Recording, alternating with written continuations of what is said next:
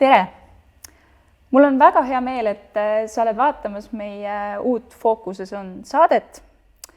Mina olen Tiina ja täna me räägime ühest Eesti koolinoorte seas kahjuks üsna levinud probleemist, nimelt kiusamisest.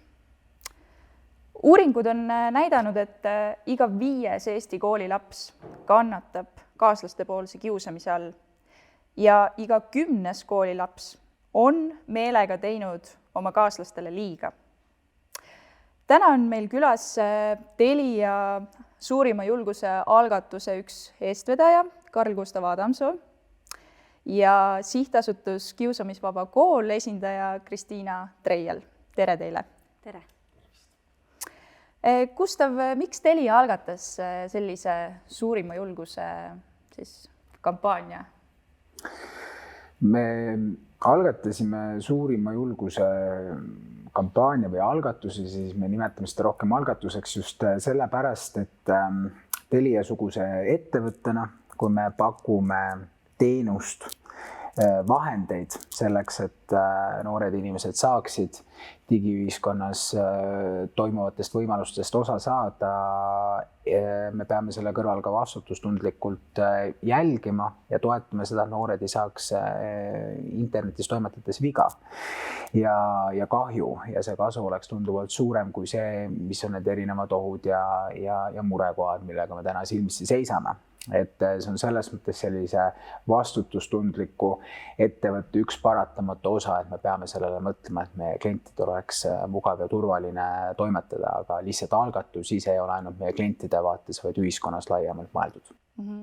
Ja kui paljusid noori te olete siiani saanud siis aidata? Seda mõju on alati nendel nii-öelda sotsiaalprojektidel või algatustel päris raske mõõta, sellepärast et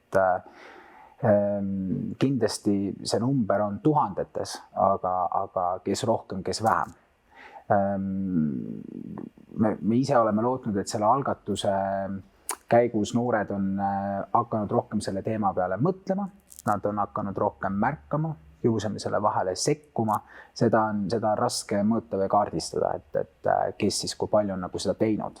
Aga ma olen enam kui kindel, et ka minu kõrval ja saatekülaline nõustub, et ükskõik kui suur on kampaania või algatus, kui ühe noore inimese elu saab sellega päästetud, siis on läinud korda. Kristiina, millega tegeleb sihtasutus Kiusamisvaba kool ehk siis KIVA? No sihtasutus Kiusamisvaba kool tegeleb KIVA programmi levitamisega Eesti koolidele. Ehk siis sihtasutus on natukene rohkem kui ainult Kiusamisvaba kooliprogramm ehk KIVA programm. Ja meie, aga see KIVA programmi abil Eesti koolidesse selliste läbikontrollitud ja häid teadustulemusi näitavate õppekavade, tegevuste, materjalide viimine või koolidele nende võimaldamine ongi siis meie üks põhilisemaid ülesandeid. Lisaks sellele, et me tahame otseselt toetada meie koole, et nad saaksid kiusamise vähendamisega võimalikult hästi hakkama, me püüame ka laiemalt tõsta ühiskonna teadlikkust ja näiteks ka lapsevanemate teadlikkust sellest, mis on kiusamine ja millised tegelikult on võimalused kiusamist vähendada. Ja selleks me siis ka lisaks KIVA programmile töötame välja erinevaid materjale, koolitusi pakume ja tugime siis erinevaid sihtrühmi. Et see ambitsioon on natukene laiem, aga KIVA programm tõesti on see põhiline, mille kaudu me siis aitame. Gustav, kas küberkius erineb mingil moel sellest traditsioonilisest koolikiusamisest, mida me võib-olla rohkem teame? Ega ta eriti minu enda tunnetus ja noored, ega ta eriti ei erine selles vaates, et kiusamine toimub lihtsalt teises keskkonnas, mis kiusamise puhul kübermaailmas on tunduvalt halvem ja mis tänapäeva noortega eludega kaasneb, on see, et kui olid aastad tagasi, mis iganes 10-15, kui internetti meil ei olnud, siis kiusamine järelikult kooliseinte vahele.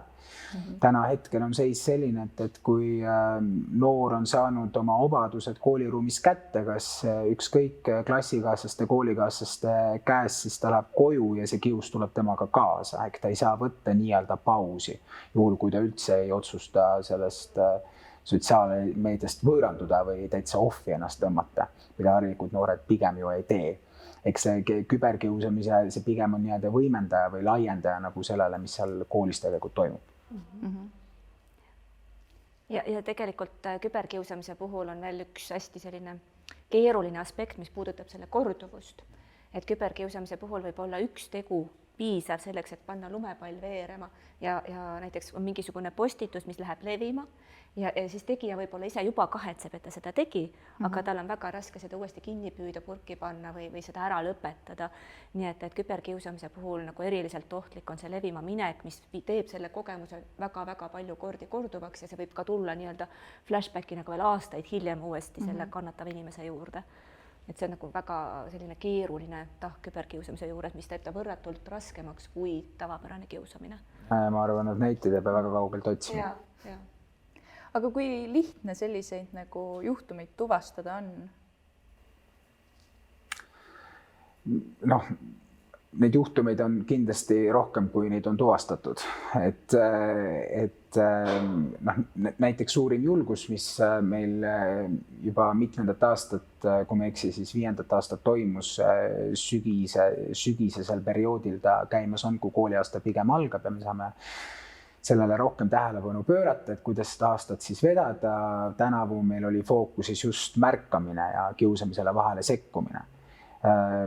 Kiusamisele vahele sekkuda on täiesti nagu võimalik, aga mida noored ütlevadki, et erinevad kinnised grupid, erinevad chatid, vestlused, need privaatsed pesad, mis ei ole meile avalikult sotsiaalmeedias nähtavad, väga palju kiusu toimub just nagu seal, kus ei pääse ligi ei veebikonstaablid, vanemad õpetajad, eksperdid, mitte keegi, ei laiem ühiskond ja seal tegelikult ongi need kiusad kõik koos ja võtavad siis kellegi nagu ette.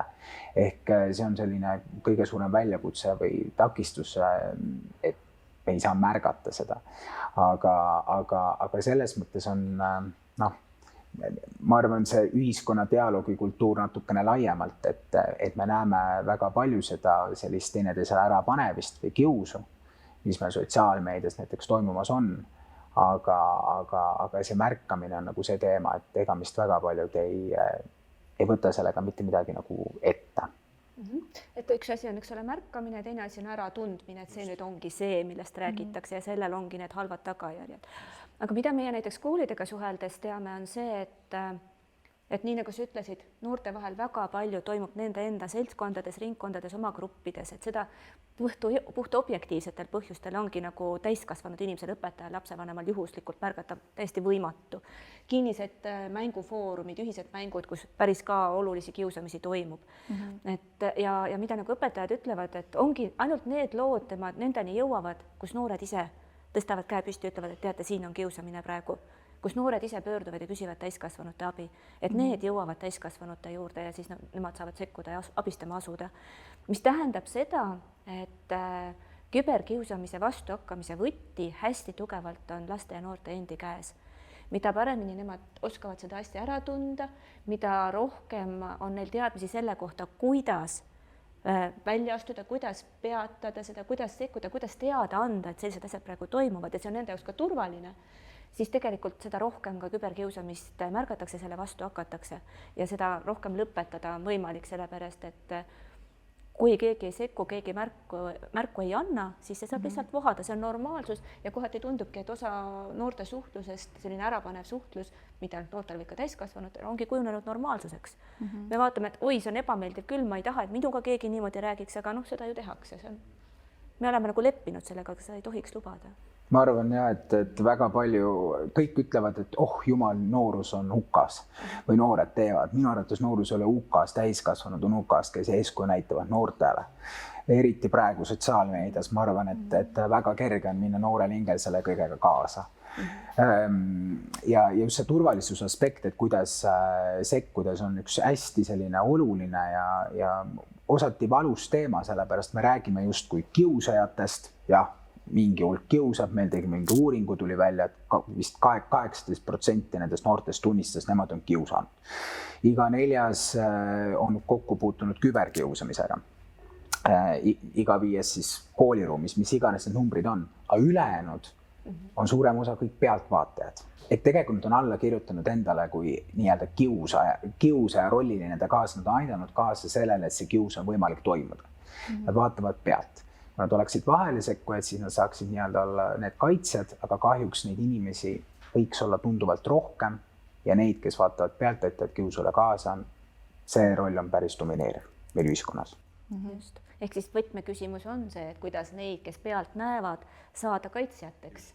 Ja noh, üks asi on tõesti see täiskasvanute eeskuju, kui ikkagi näiteks sotsiaalmeedias trollimine on normaalsus, siis see on mall, mida ka noored üle võtavad juba päris väiksest peast, eks ole. Algklassi lapsed üksteisele piltide alla kirjutavad selliseid huvitavaid märkuseid, et lapsevanem kõrval hoiab peast kinni, et kuidas niimoodi saab. Aga jah, et just nimelt see, et kust tulevad siis need normid, teadmised, oskused, et üks asi on see täiskasvanute käitumise muutmine, aga see võtab jube palju aega. Aga meil koolis kasvab üles järgmine põlvkond. Ehk siis tegelikult see, et koolid teeksid tõhusalt, süsteemselt tööd selleks, et kujundada austavat, hoolivat suhtluskultuuri, mis aitab ära hoida nii tavalist kiusamist, küberkiusamist, kui tegelikult üldse aitab elukvaliteedile kaasa. Et nagu see on see koht, kus on ilmselt vaja hästi-hästi palju teadlikumalt tööd teha. Et siin me nagu näeme, et kõik ka suurema julguse algatus on väga-väga tänuväärne ja seesamane fookus, mis sellel aastal oli, et kui ma näen, et tehakse, et sekku.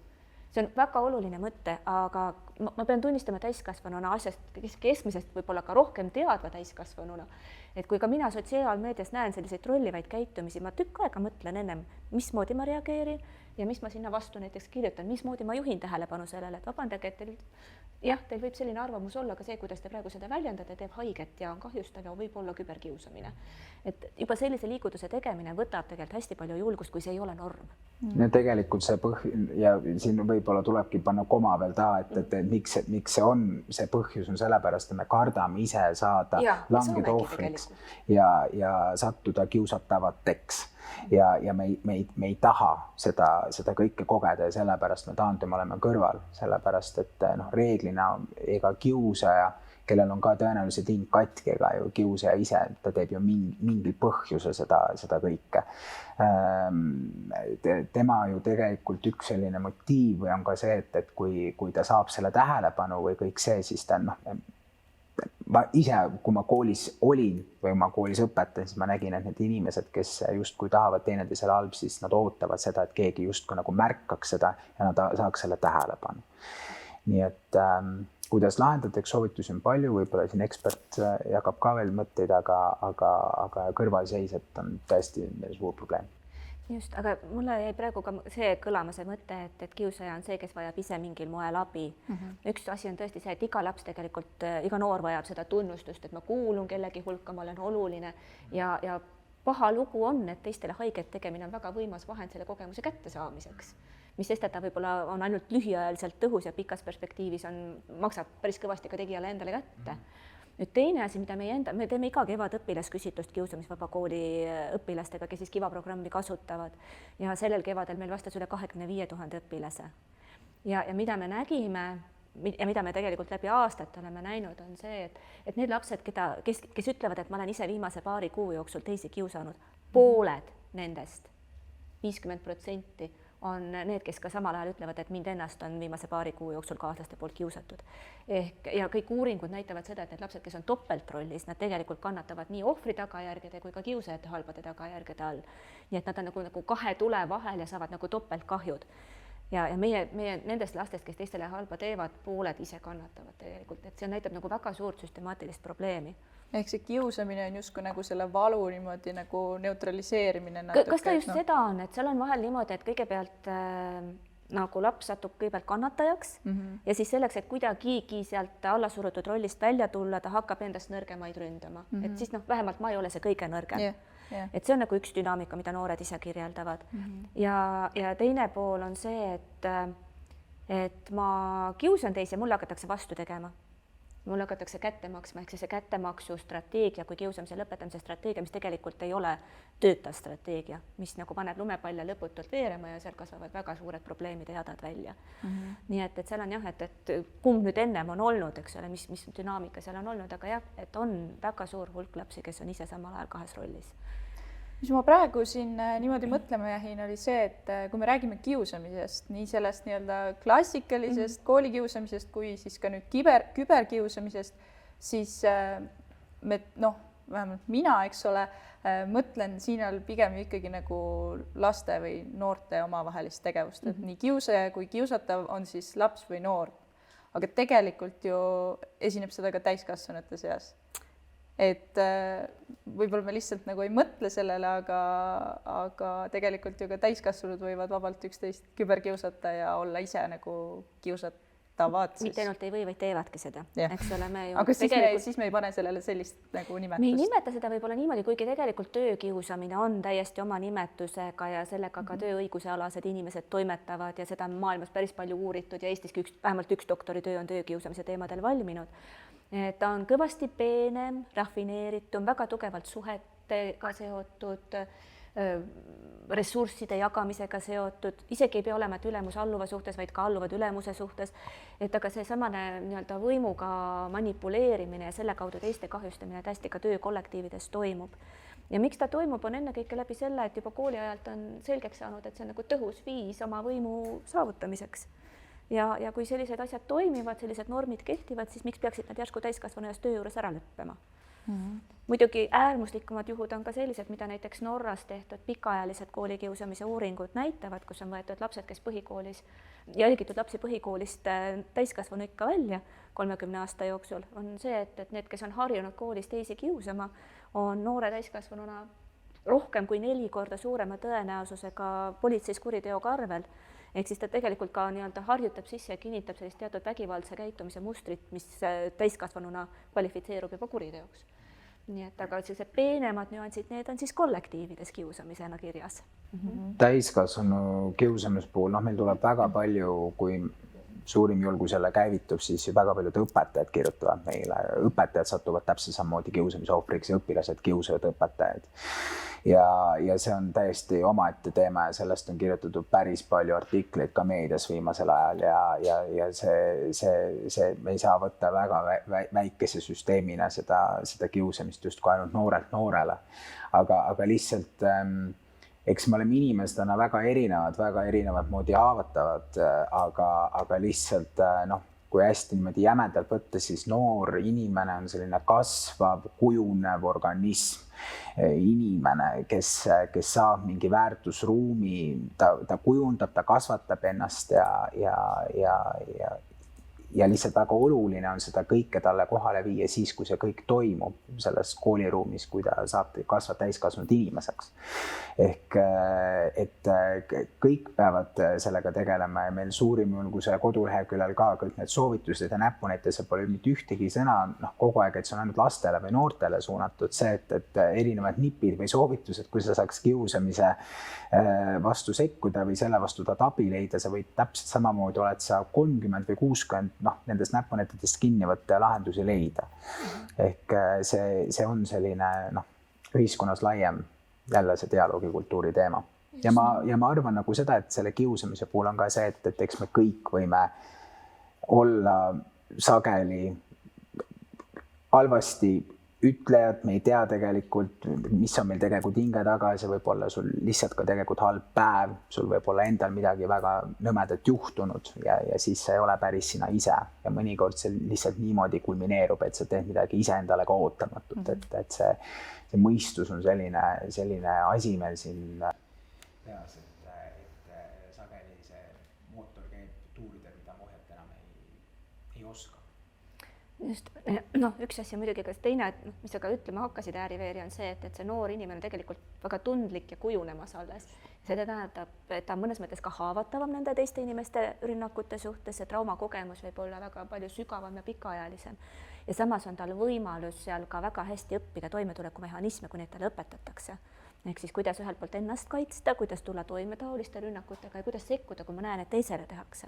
Et need on oskused, mida on vaja õppida, et need iseenesest lennult ei tule. Teine asi on see, et kui me võib-olla teame rohkem seda, et nagu kooli ajal kiusatakse lapsi katki, ehk see kooli kiusamine võib jätta päris tugeva traumakogemusi inimesele kogu eluks, siis sarnaseid traumakogemusi tegelikult saab ka täiskasvanud inimene, kes puutub kiusamisega kokku. ehk siis sellised psühholoogias räägitakse ka lausa posttraumaatilisest stressihäirest, mis võib kaasneda kiusamise kogemusega. Sest sa oled täiskasvanud inimene, sa oled harjunud suhtlema austaval, lugupidaval moel ja siis järsku hakatakse sind mingil moel täiesti süstemaatiliselt alla suruma, eks ole, alla suruma, sind halvustama. Ja see tundub nagu täiesti uskumatu. Inimesed on kirjeldanud ka seda reaktsiooni, et kuidas see on võimalik? See teine inimene on ju ka täie mõistuse juures ja täiskasvanud. Kuidas ta teeb minuga juba nädalaid, juba kuid, siis nad aasta otsa on juba käitunud minuga niimoodi, et minu ettepanekute peale töö juures naerdakse näiteks. Et see tekitab väga kummalise jõuetuse tunde, mis võtab nagu ka endalt inimeselt selle uskumuse ära, et ma saan asju juhtida, saan nagu kontrollida seda, mis minuga toimub. Ja vot siin võibki juhtuda niimoodi, et inimene ei pruugigi ise selle kogemusega toime tulla, ta vajabki välist abi, välist tuge.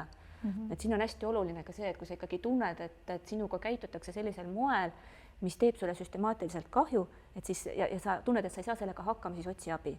Koolis õpetajalt, oma emalt, isalt, töö juures kolleegilt või siis ka ülemuselt, kelle tegelikult ka erialane vastutus on hoolitseda sellest, et kollektiivis ei oleks kiusamist ja on nagu lugupidavad ja koostöised suhted.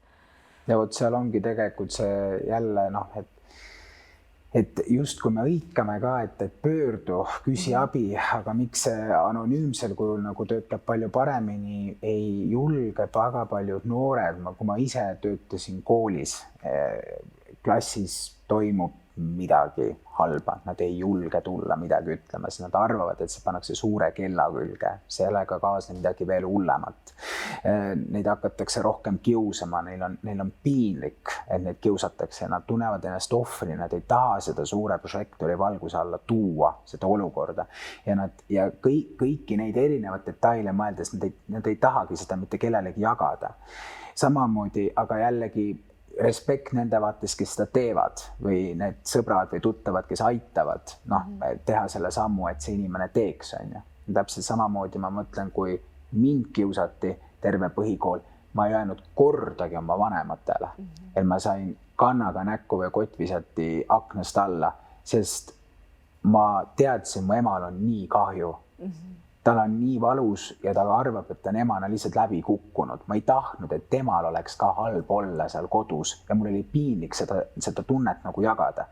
Et just kui meil on need võtmiisikud või need tugiisikud just kui nagu olemas, aga enne selle sammu tegemiseks on vaja mingi lukk maha murda ja see on sageli paganama raske töö. Just. Kusjuures seda kogemust, et noored, eriti just noored, kes on nagu võib-olla väiksest lapsest välja kasvanud, nad nagu püüavad hambad ristis nagu viimase hetkeni ise toime tulla ja miks nad ei räägi vanematele, on see, et nad tahavad säästa oma vanemaid.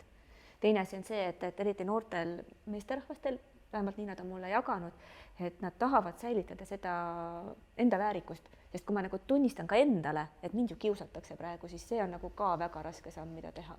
Et viimase hetkeni ma nagu püüan nagu vaadata sellest mööda, kannatan, aga vaatan mööda. Aga hästi oluline võti, mis puudutab nii õpetajaid kui ka lapse vanemaid, on see, et laps küsib abi endale või oma sõbrale siis, kui tal on seda teha turvaline, eks ole. Ehk siis mille nimel ühelt poolt lapsevanemad saavad pingutada, on see, et hoida neid turvalisi suhteid oma lapsega, et harjutada erinevatest muredest rääkimist. Et olla valmis selleks, et kui nüüd laps mingil põhjusel peaks kiusamisega kokku puutuma, statistika näitab, et väga suure tõenäosusega mingi hetk puutub, eks ole, et ta saab tulla sellest rääkima.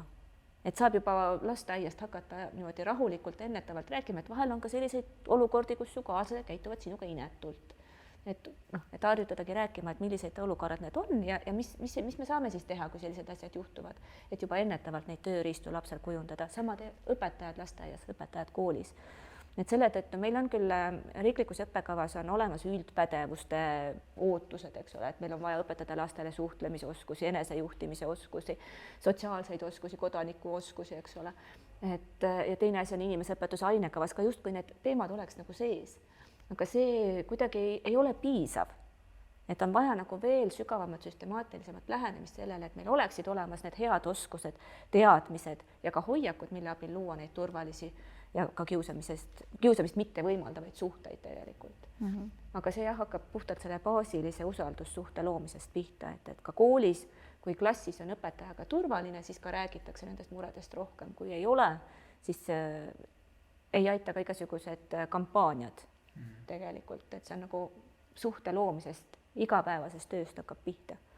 aga mis oleks mõni selline anonüümne, siis nii-öelda natukene turvaline koht, kuhu ma võiksin teada anda, kui mind kiusatakse? No mida praegu tegelikult ka lapsed hästi palju kasutavad, on näiteks lasteabitelefon. Et neil on ka võimalik veebi kaudu suhelda, neil on chatirobot või chati võimalus on seal kodulehel olemas, aga tõesti see lasteabitelefon on küll selline, kus igas vanuses laps ja tegelikult ka täiskasvanu saab võtta ühendust ja rääkida, et nüüd on selline lugu ja kuidas ma nüüd võiksin edasi toimetada. Mis puudutab küberkiusamist, siis meil on olemas imelised veebipolitseinikud ja praeguseks hetkeks on neid ka palju rohkem kui ainult 2. Nii et on ka lausa piirkondlikud veebipolitseinikud, et nendega võib ka väga julgelt ühendust võtta, saab teha seda anonüümselt, kui soovid anonüümseks jääda. Ja võid teha ka täitsa siis, kui sa kahtlustad, et midagi on jamast ja sa tahad lihtsalt nõu pidada. Et sul ei peagi mingi hirmus asi tõenditega juhtum juba olema, vaid et sa vajadki nagu tegelikult tuge ja nõu, kuidas kas või oma sõpra aidata. Aga tegelikult ju ega kiusajad nüüd päris puhtaks ju ikkagi ei jää. Et mis on need võimalikud tagajärjed sellel tegevusel? Kas on? On lühiajalisi tagajärgi, on pikaajalisi tagajärgi. No ühelt poolt kiusajad ise ei tunne ennast oma nahas hästi, näiteks ka depressioonisümptomeid on neil rohkem kui kiusamisega mitte seotud õpilastel. Ärevuse teemat on rohkem ja see tegelikult puhtalt koolis hakkab ju pidurdama tema suutlikkust õppida. Ehk siis kui ma ikkagi pidevalt tegelen sellega, et kuidas nagu oma nii-öelda võimupositsiooni teisi kahjustades hoida, et siis sinna läheb palju energiat, see tekitab pinget ja mu õppimine on häiritud.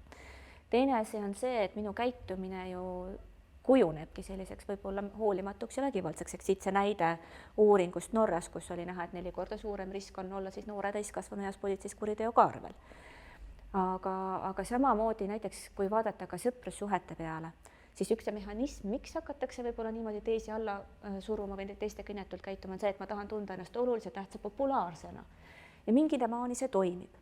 Aga näiteks on tehtud eraldi uuringuid selle kohta, et kuidas siis selle populaarsusega kiusajatel tegelikult on. Kas nad on siis nagu päriselt populaarsed või lihtsalt neid peetakse populaarseks.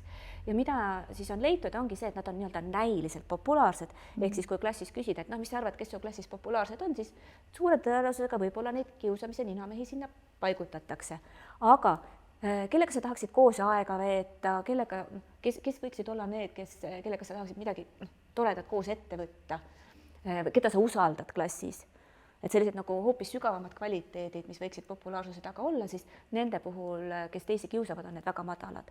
Ehk siis tegelikult on tegemist suhteliselt ebastabiilse ja pinnapealse või näilise populaarsusega. Nii et see efekt, mida tegelikult kiusamiskäitumisega saab oma positsiooni upitamisel kaaslaste hulgas, on väga pinnapealne ja lühiajaline. Ja selles mõttes, et paljud noored mõtlevad niimoodi, et kui nad on põhikoolis või gümnaasiumis või isegi nagu ülikoolis, et see on lihtsalt üks eluetapp. See on üks ökosüsteem ja see saab läbi ja ma olen eluga edasi. Ja justkui, et minu taga uks sulgub ja see, mis ma tegin, see jääb sinna. Aga jube tobe mõtlemine, sellepärast inimesed tulevad ikka sinuga kaasa.